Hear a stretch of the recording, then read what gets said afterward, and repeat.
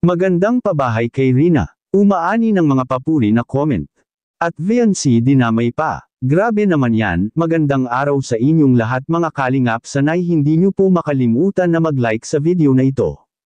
At paunawa tapusin muna ang kabuuhan ng video na ito mga kalingap at para malaman ang nilalaman nito. At maraming salamat po mga kalingap sa pagpatuloy na pagsuporta lalo na kay Kuya Val Santos Matubang at kay Ate Edna Vlogs at Kalingap Rob, maraming salamat po. Pabahay para kay Rina Maymay. Pinuri, ngunit bakit dinamay pa si VNC? Pero bago yun mga kalingap ay pag-usapan muna natin ang patungkol kay Rina na kung saan si Kalingap Rob ang nagtanim at iba ang umaani. Ito ang sinasabi sa concerned viewers dahil totoo naman mga kalingap. Sa mundo ng pagtulong, hindi lahat ng kabutihan ay agad nabibigyan ng hustisya. Minsan, sa kabila ng taos-pusong pagtulong, pagod, at sakripisyo, may mga pagkakataong hindi ang nararapat ang nakikinabang. Ito ang kwento ni Rob at Rina, isang kwentong puno ng aral at realidad.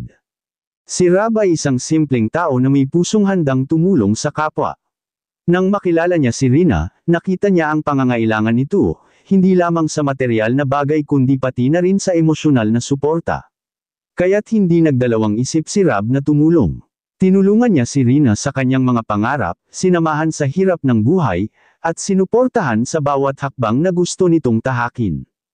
Ngunit sa kabila ng lahat ng ito, dumating ang araw na tila hindi si Rob ang piniling kasama ni Rina sa kanyang tagumpay.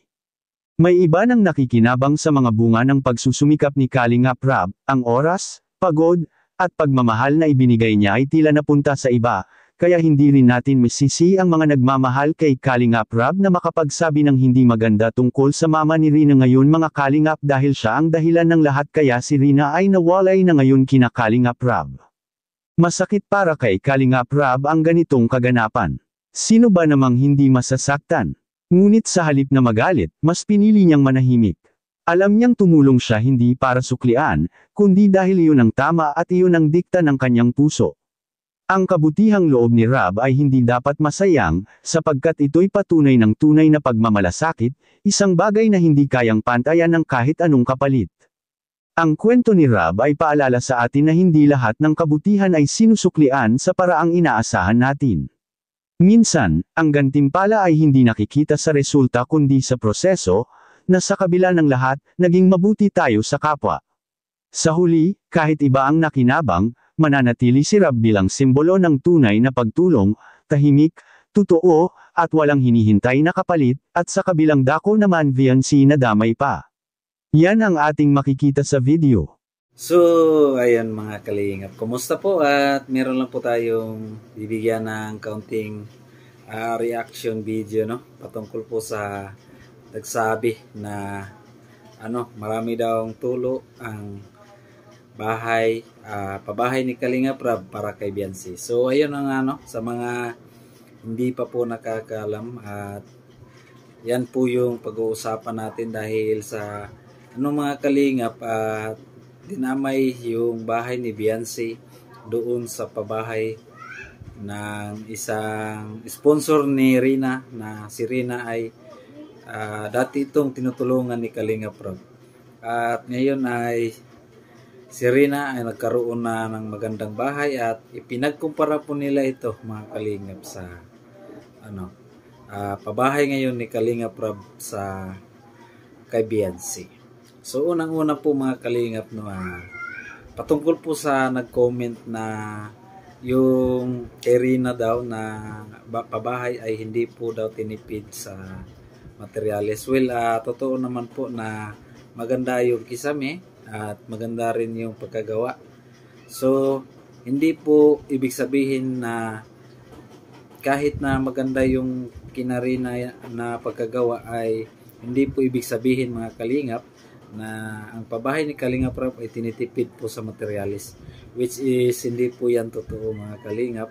At ang pabahay ni Kalingap Rob sa lahat niya na mga beneficiary ay pawang hindi po yan tinitipid at napakaganda nga. At sa issue naman po patungkol sa tumutulong na kisame sa bahay ng VNC ay Ito yung na-live ni Kuya Bal, mga kalingap, na ayusin niya kagad, kaya ngayon hindi na po yan tumutulo at inaayos na po ni Kalingap Rab.